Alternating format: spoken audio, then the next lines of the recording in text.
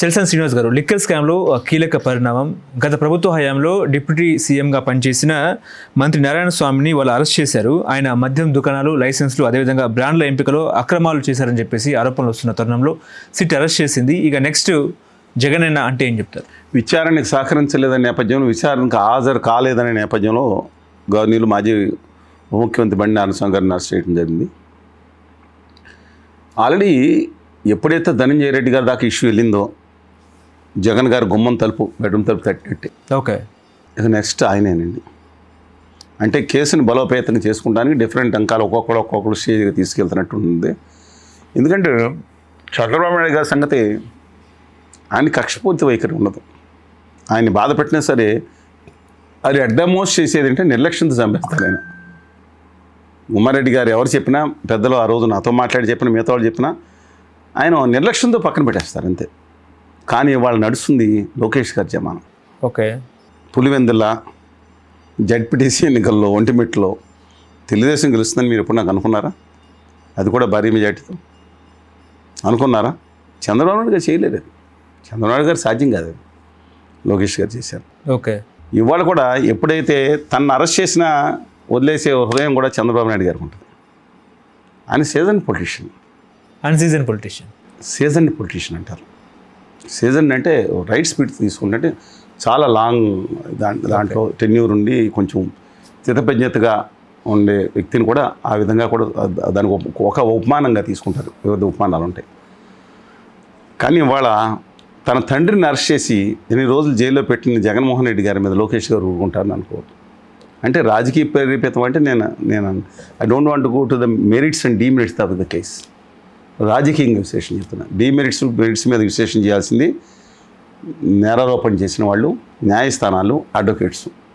అందుకని ఆ సెక్షన్స్ కొన్ని నేను చదివినా సరే న్యాయ విభాగంలో అనుభవం వాళ్ళు మీరు అడిగితే దాంట్లో ముందు చెప్తారు. రాజకీయపరమైన నిర్ణయం గత ఈ ముందుకెళ్తున్నాయి కాబట్టి ఇది రాజకీయ నిర్ణయంగా ముందుకెళ్తాయి. లేకపోతే ఎన్ని కేసులు ఉన్నాయండి.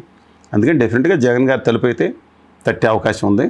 ప్రజల్ని ఎన్ని చేసిన తర్వాత అంటే ఒక్కొక్క అంగాన్ని చేసుకెళ్ళి ఒకేసారి అరెస్ట్ చేస్తే వస్తుందని చెప్పి డిఫరెంట్ వింగ్స్లో వెళ్తున్నట్టు అనిపిస్తూ ఉంది. అది దాంట్లో కేసులో సహేతుకత ఉందా, లేదా న్యాయం ఉందా, న్యాయస్థానాలు చేస్తే let us leave to the discussion of the honourable court. చెల్సన్ శ్రీనివాస్ గారు, ఇప్పుడు ముఖ్యంగా ఓట్ చోరీ జరిగిందని చెప్పేసి రాహుల్ గాంధీ బలమైన వాదనని తెర మీద తీసుకొచ్చినారు.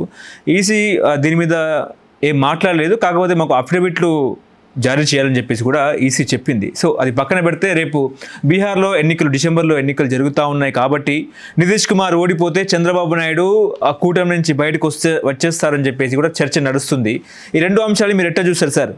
ఒకవైపు ఓట్ చోరీ, ఇంకోవైపు ఏమో ఎన్డీఏ కూటమికి హ్యాండ్ ఇస్తారా చంద్రబాబు నాయుడు ఒకవేళ బీహార్లో ఓడిపోతే? ఏమండి, చంద్రబాబు నాయుడు గారిని ఇలా వెళ్ళిపోతారని చెప్పి దిక్కుమాలి బిల్లు అని తీసుకొచ్చారు. మొత్తం పక్కటి కిందిగా పెట్టేశారు. మొత్తం తేడా వస్తే లోపల పడేస్తారు తీసుకెళ్ళి. ఆయన వచ్చిన తర్వాత మొత్తం వాళ్ళ మనుషులు తీసుకొచ్చి అల్లాలు ఆడిస్తారు. ఆల్రెడీ 60-70 మంది ఎమ్మెల్యేలు అసంతృప్తి జీవాలు రగిలించేటట్టు ఉత్తర భారతీయ జనతా పార్టీ ఆదాని గారి అంటే కూటమి 200 మంది బ్యాచ్ పనిచేస్తుందని వార్తలు లవ్ ఫర్ ఇష్యూ అయి ఉంటున్నాం. అందువల్ల వాళ్ళు ఎవరిని వదులుతారండి.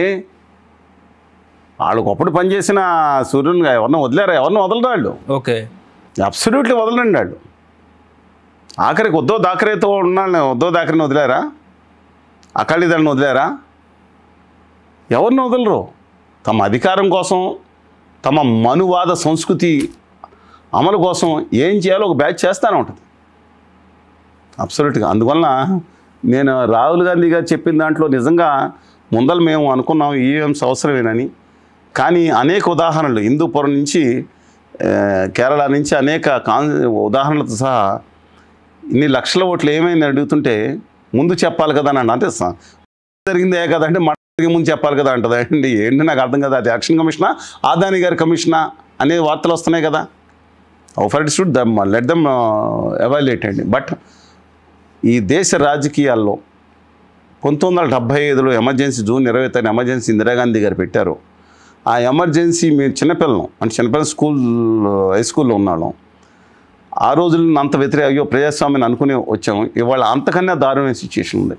హిట్లర్ తరహా, నాజీ తరహా, ఫ్యాసిస్ట్ తరహాలో చాప కింద నీరులాగా మతాన్ని, కులాన్ని, కులద్వేషాన్ని, ఆర్య సనాతనవాదాన్ని వాడుకుని ప్రజాస్వామ్యాన్ని ఛిద్రం చేయడానికి చర్యలు జరుగుతున్నాయి. ఇది అడ్డుకోకపోతే కనుక శాశ్వతంగా ప్రజల్లో పోరాటతత్వం కూడా ఉండదండి. ఓకే.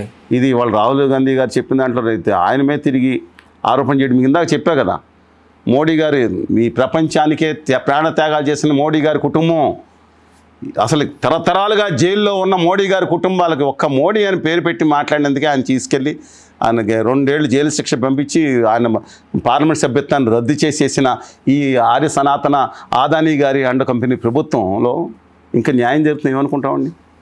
చలసాని శ్రీనివాస్ గారు, చివరిగా ఒక ప్రశ్న. రాజకీయాల్లో తాడోపేడ తేల్చుకునేందుకే వచ్చా మా సైద్ధాంతిక శత్రువు బీజేపీ, ఏకైక రాజకీయ శత్రువు DMK, Stalin very very worst uncle, assembly ఎన్నికల్లో ఒంటరిగా పోటీ చేస్తా, మదురై సభలో టీఎంకే అధినేత విజయ్ కామెంట్స్. తమిళనాడులో వ్యాక్యూమ్ అనేది తీసుకున్నానికి ఉత్తర భారతీయ జనతా పార్టీ విపరీతంగా ప్రయత్నించింది. శశికళ గారిని అడ్డం పెట్టుకుని జయలలిత గారిని ఏం చేశారో నాకు తెలియదు.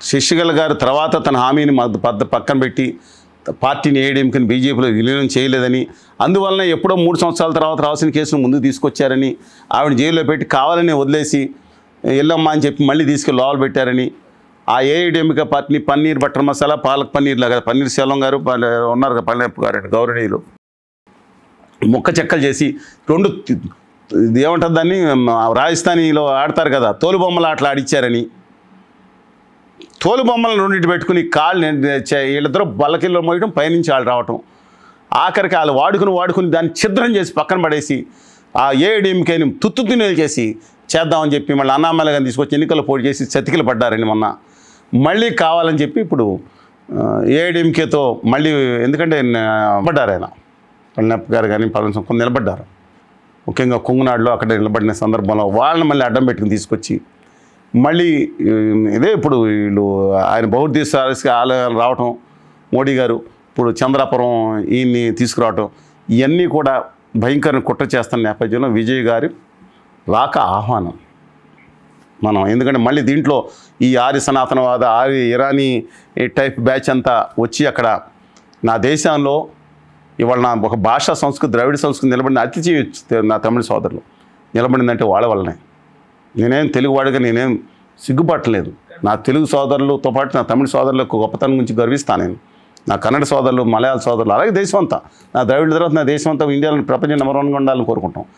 కానీ విజయ్ గారు రావటం మంచిది.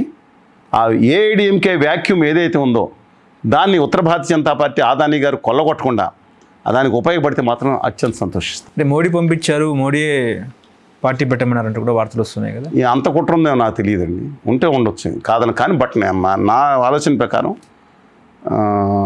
మళ్ళీ లాస్ట్లో ఆయన చర్యలు ఏం జరుగుతుందో తెలుస్తుంది. కానీ ఐడియాలజీ ఆయనది మోడీ గారికి అనుకూలంగా అని నేను అనుకుంటలేదు.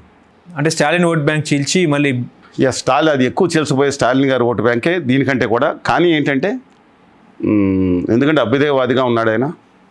మరి ఈయన కుట్రలో అస్తుద్దీన్ ఓవైసీ గారిని వాడుకున్నాడు బీటీఎంగా వచ్చి బీహార్ ఎన్నికలని మనం చేసినప్పుడు ఇక ఎవరిని వాడుకుంటాం. అదే మీరు మోడీ గారు నేను అన్నండి, మోడీ పాపం ఆదానీ గారు అంటుకో ఏం చెప్తే వాళ్ళందరూ అది చేస్తూ ఉంటారు. నేను బయట నానుడి అనవసరం పాపం మోడీ గారిని మనల్ని ఉపయోగపడి ఆదానీ గారి గురించి మాట్లాడుకున్నాం. ఓకే. హలో, తెలుగు రాజ్యం ఛానల్ చూస్తున్నారా? సామాజిక రాజకీయ జీవన చిత్రణే తెలుగు రాజ్యం. అతిశయోక్తులు అసత్యాలు ఉండవు. రాజకీయ కోణం కాదు, ప్రజా కోణమే కొలబద్ద. తెలుగు రాజ్యం వీక్షణ మీ ఉత్తమ అభిరుచికి నిదర్శనం.